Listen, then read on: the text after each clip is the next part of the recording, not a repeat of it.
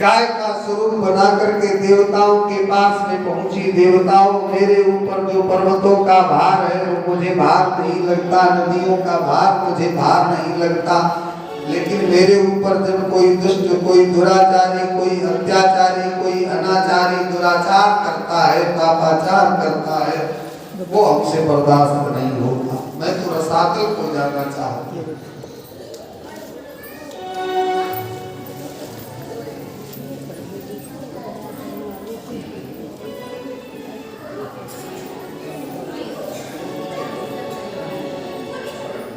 मैं तो रसातल को जाना चाहती हूँ।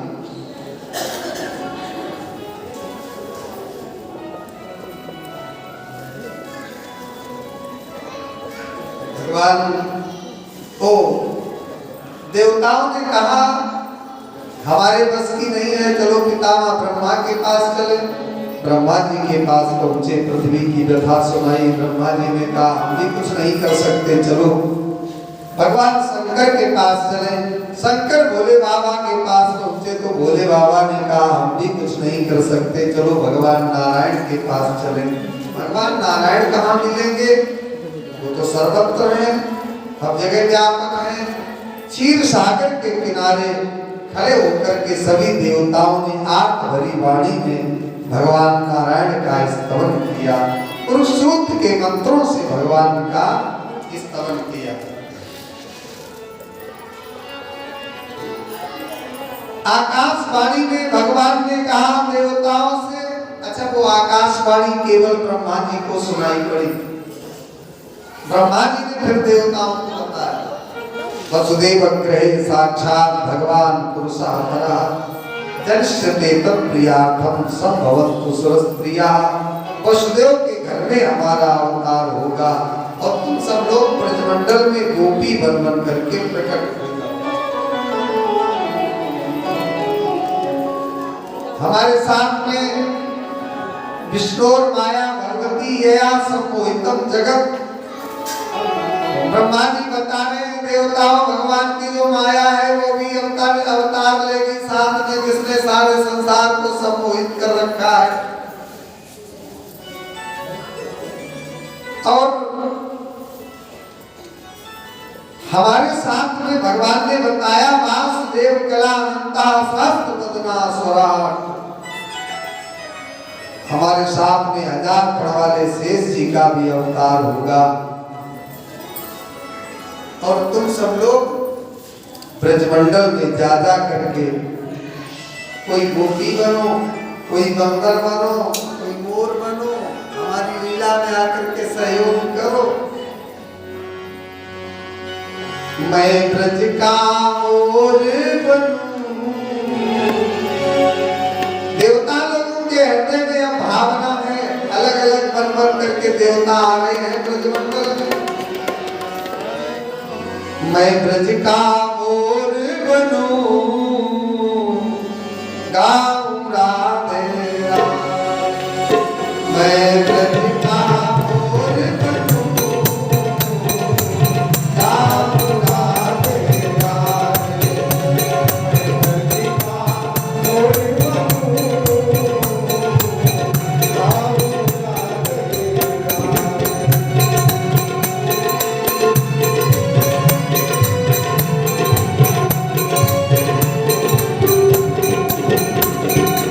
गाऊं राधे राधे।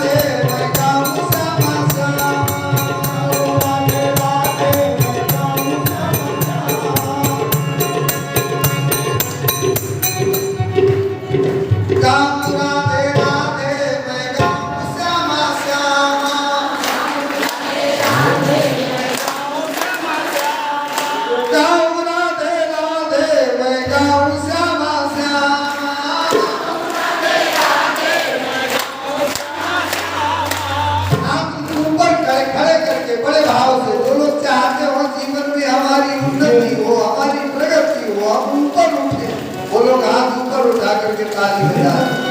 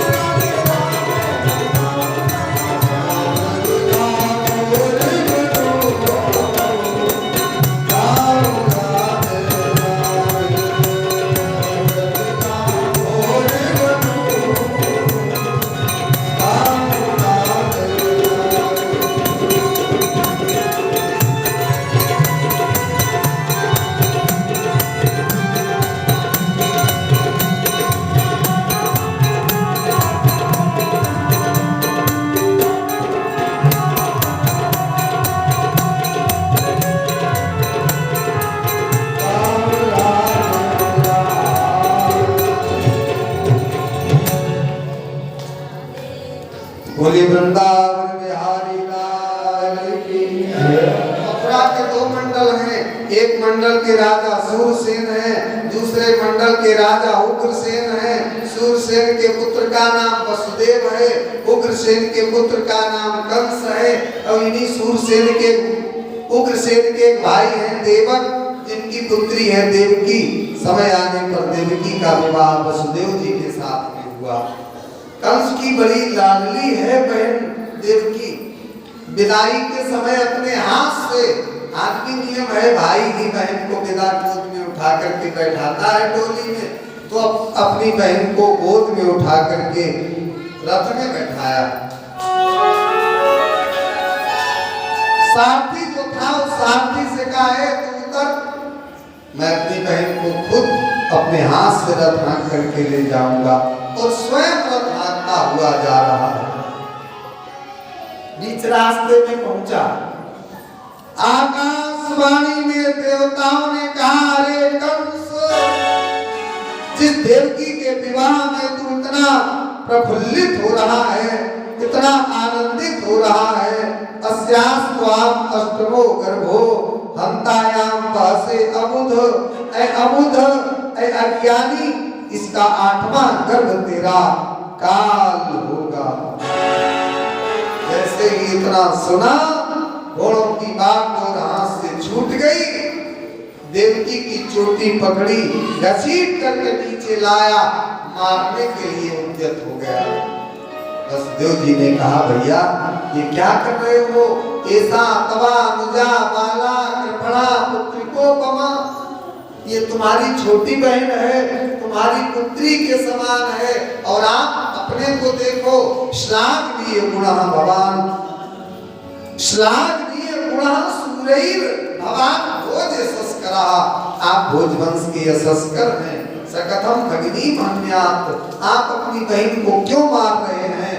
स्त्रियम, एक तो ये स्त्री है, दूसरे उद्वाह परमणि, अभी अभी इसकी शादी हुई है, अभी इसके हाथों की मेहंदी नहीं छूटी, अभी इसके पांव की महावर नहीं छूटी, ऐसी बहन को क्यों मार रहे हो? कंस ने कहा, तुम्हें सुनाई नहीं पड़ा आकाशवाणी ने क्या कहा? इसका 8वां गर्भ मेरा काल होगा। वसुदेव जी ने कहा, भाई तो मैं आपको बताना चाहता हूँ, इसका 8वां गर्भ आपका काल होगा, ये आपका काल नहीं है, इसे क्यों मार रहे हो? सुनो, हम तुम्हें वचन देते हैं, इस देवकी के गर्भ से जितने बालक पैदा होंगे हम एक एक करके देते जाएंगे और आप मारते जाना। विश्वास हो गया कंस को। क्यों? वसुदेव सत्यवादी है। छोड़ दिया देवकी को। वसुदेव जी देवकी को लेकर के राजप्रासाद में आए। धीरे धीरे धीरे धीरे समय बीता, देवकी के गर्भ से एक बालक पैदा हुआ। वसुदेव जी वो बालक लेकर के कंस के पास में आए। सुखदेव जी कहते हैं, राजन दृष्ट्वा समत्वं तच्छौर्ये सत्ये चैव व्यवस्थितं कंसस्तुष्ट मना राजन् प्रहसन्निदमब्रवीत्। उस बालक को कंस ने देखा तो हंसता हुआ कंस बोला, प्रतियात तुम्हारो एवं, ले जाओ इस बालक को, न यशवाद अस्ति में भयम, इसे मुझे इससे कोई डर नहीं है। और सुनो जी, जब 8वां वाला बालक पैदा हो तब आना, तब तक आने की कोई जरूरत भी नहीं है। वसुदेव जी बालक को लेकर के चले आए। इधर देवर्षि नारद जी विचार कर रहे हैं, कंस और करुणा विरोधाभास है। कंस के हृदय में अगर दया आ गई, भगवान का अवतार होता भी होगा तो भी नहीं होगा। देवर्षि नारद जी हरि गुण गाते हुए भोजराज कंस के दरबार में आए। कंस ने देवर्षि नारद जी की पूजा की, सिंहासन पर बैठाया, अर्घ और पात्र के द्वारा पूजन किया। कहो राजन, क्या समाचार है? कंस ने कहा, गुरुदेव सब आपका आशीर्वाद है। अच्छा, देवकी के विवाह के समय आकाशवाणी हुई इसका 8वां गर्भ मेरा काल होगा। मैंने दक्षिण देवकी को मारना चाहा, लेकिन वसुदेव जी ने मुझे वचन दिया कि इसके गर्भ से जितने बालक होंगे हम एक एक करके देते जाएंगे, आप मारते जाना। एक बालक पैदा हुआ भी, वसुदेव जी लेके आए भी, लेकिन मैंने उस बालक को वापस कर दिया। नारद जी ने कहा बिल्कुल पागल है, वापस क्यों कर दिया है? कहा वो तो आकाशवाणी ने कहा था 8वां गर्भ मेरा काल होगा, वो तो पहला था। नारद जी ने कहा देख, देवताओं की पाठशाला में बीच वाली गिनती भी चलती है। देवताओं की पाठशाला में किन्हीं पुराणों में आया है कि देवर्षि नारद जी ने 8 पंखड़ी का फूल लिया और कहा अच्छा ये बताओ, ये 8 पंखड़ी का फूल है, ये बताओ इसमें से कौन सी पंखड़ी पहली है, कौन सी 8वीं है, बताओ। वो चक्कर में पड़ गया। नारद जी का पकड़ो ना, पकड़ो, बताओ कौन सी पहली कौन सी 8वीं। अब तो चक्कर में पड़ गया, और पहली कौन 8वीं। नारद जी ने कहा एक तरफ से गिनो गिनो, अच्छा यहाँ से 1 2 3 4 5 6 7 8वीं वाली 8वीं हुई। हाँ इसे छोड़ो, इसके आगे से एक छोड़ करके फिर उसके आगे से गिनो 1 2 3 4 5 6 7 8, जो पहली थी अब की बार 8वीं हो गई। एक छोड़ करके गिनते जाओ तो सभी 1 है, सभी 8 है। इसका मतलब नारद जी ने कहा भोजनाथ, देवताओं ने ये तो बताया है कि देवकी का 8वां गर्भ तुम्हारा काल होगा, लेकिन देवताओं ने ये नहीं बताया कि गिनती की शुरुआत कहां से करेंगे। मतलब ये कि 8वां वाला लड़का पहले भी आ सकता है, बीच में भी आ सकता है और बाद में भी आ सकता है। कंस ने कहा बाबा इसका मतलब मैं उस बालक को मार दूं। नारद जी ने कहा नारायण नारायण, अरे भैया मैं क्यों कहूं, तुम खुद समझदार हो तो तुम जानो तुम्हारा काम। नारद जी तो वहां से चले आए। भोजराज कंस ने देवकी वसुदेव को कारागार में डाल दिया, उनके बालक को एक पत्थर की शिला पर पटक दिया, बालक के प्राण पखेरु उड़ गए।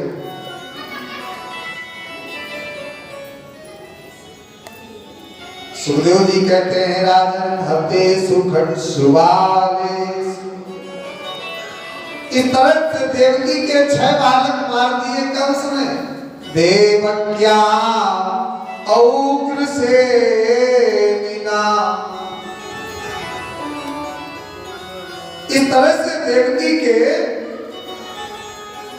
6 बालक मार दिए।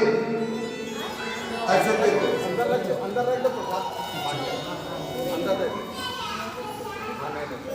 अरे बस बाकी कटवा दो,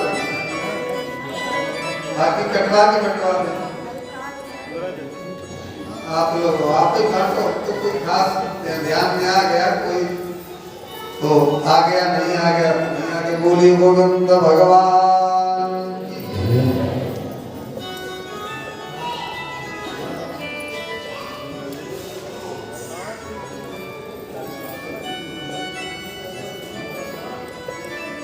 इस तरह से हते सुखट सुमारेसु देवक्या औग्र सेना। इस तरह से 6 बालक मार दिए और 7वें का नंबर आया। 7वें का नंबर आया, भगवान शेष जी के पास गए। शेष जी से कहा चलो भैया अवतार लेना है। शेष जी ने कहा हमें नहीं लेना, आप ही लो अवतार। क्यों? पहले लिया तो था अवतार, राम अवतार में आप बने थे, राम में बना था लक्ष्मण, आप बने थे बड़े, में बना था छोटा। हर जगह अपनी नक्शेबाजी दिखाते थे। लक्ष्मण समझ आ गया, लक्ष्मण फूल ले आओ, लक्ष्मण सुग्रीव को राज दे आओ, लक्ष्मण विभीषण को राज दे आओ, लक्ष्मण सीता को लेकर कलवती कंदरा में चले जाओ, लक्ष्मण मेघनाथ से लड़ो, लक्ष्मण कुंभकर्ण से हनुमान जी को साथ में ले लो, युद्ध करो। हर जगह अपनी नक्शेबाजी। वहां जनक जी के आ गए, हमें थोड़ा क्रोध आ गया, हमने जनक जी की थोड़ी उठावा धरी करनी चाहिए। अब आप वहां नक्शेबाजी दिखा रहे थे, बिल्कुल हमारी रिकॉर्डिंग की करवा रहे थे, मुझे नहीं लेना होता। भगवान बोले अरे भैया आप नहीं चलेंगे तो पृथ्वी का भार कैसे दूर होगा। मैं चल तो सकता हूँ लेकिन एक शर्त पर चलूंगा। शर्त क्या है? पहले आप बने थे बड़े, मैं बना था छोटा, अब की बार मैं बनूंगा बड़ा और तुम बनोगे छोटे, तब तो चलूंगा। भगवान बोले भैया बड़े आप ही बनो, बड़ा बनना तो वैसे भी बहुत कठिन होता है। घर में माताएं बड़ा बनाती है तो कितनी मुश्किल से बनता है। एक दिन पहले से योजना शुरू होती, शाम को दाल फुला दी जाती, पानी में डाल दी जाती, और कितना झंझट है फिर कितने में बड़ी मुश्किल से तैयार होता। बड़ा बनना तो बहुत कठिन है, आप ही बड़े बनो। भगवान शेष जी आते हैं माता देवकी के गर्भ में। इधर भगवान ने योग माया को बुलाया, योग माया से कहा देवी जो देवकी के गर्भ में बालक है वहां सुरक्षित नहीं है, देवकी के गर्भ से उसे निकाल कर वसुदेव की एक दूसरी पत्नी है रोहिणी जो नंद के आ रही है, उस रोहिणी के उदर में प्रवेश कर दो। ठीक है जी। दूसरा एक काम और है, क्या? तुम्हें नंद पत्नी यशोदा के गर्भ से कन्या बनकर के जन्म लेना है। योग माया ने कहा देखो जी मैं आपका पहला वाला काम कर दूंगी, देवकी के गर्भ से बालक निकाल कर रोहिणी के गर्भ में प्रवेश कर दूंगी, लेकिन मैं अवतार नहीं लूंगी। क्यों? पृथ्वी पर तुम्हारी तो पूजा होगी और कोई घास नहीं डालेगा। भगवान बोले नहीं योग माया, अर्चिष्यन्ति मनुष्यास्त्वां सर्वकाम परेश्वरी। पृथ्वी पर मनुष्य तुम्हारी पूजा करेंगे धूप के द्वारा, हार के द्वारा, नाम ध्यान कुर्वन्ति स्थानानि च नराभुवि। बहुत से तुम्हारे नाम होंगे, बहुत से तुम्हारे स्थान होंगे, दुर्गा, कुमुदा, चंडिका, माया, नारायणी, ईशानी, भैरवी, भद्रकाली, पीताम्बरा, अनेकों तुम्हारे नाम होंगे देवी। चलो ये योग माया आई, योग माया ने देवकी के गर्भ से बालक निकाल कर रोहिणी के गर्भ में प्रवेश कर दिया, और ये योग माया नंद पत्नी यशोदा के गर्भ में चली गई। इधर अच्छा देवकी जब सुबह सोकर के जगी तो वसुदेव जी से कहा स्वामी आश्चर्य हो गया, क्या हुआ? स्वामी लड़का पेट से ही गायब हो गया। आश्चर्य की बात है। शाम को जब सोई थी तो गर्भ में शिशु था, सवेरे जगी तो लड़का गायब, पता ही नहीं चला कहाँ चला गया। वसुदेव जी ने कहा वक्त खराब है, बताओ लड़का पेट से ही गायब। कंस को झूठ बोल दिया, गर्भपात हो गया, सातवां गर्भपात हो गया, झूठ बोल दिया कंस को। कंस ने सोचा अच्छा हुआ हमारे भय से पहले ही मर गया। अब 8वें गर्भ की बारी आ रही है, 8वें गर्भ की बारी कंस के यहाँ तैयारी। 8वें गर्भ की बारी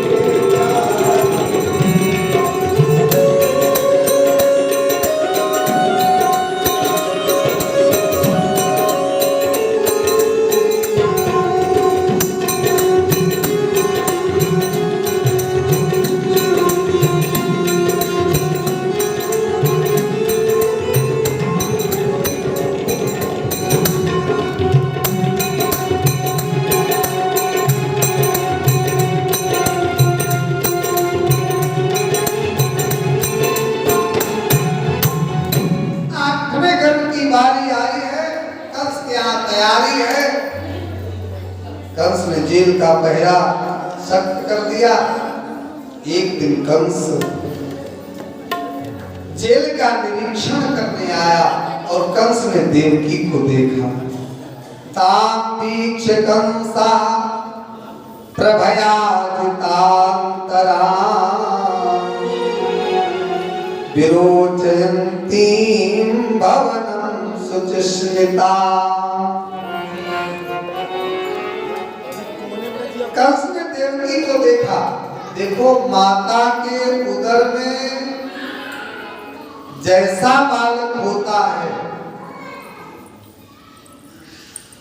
माता के उदर में जैसा बालक होता है,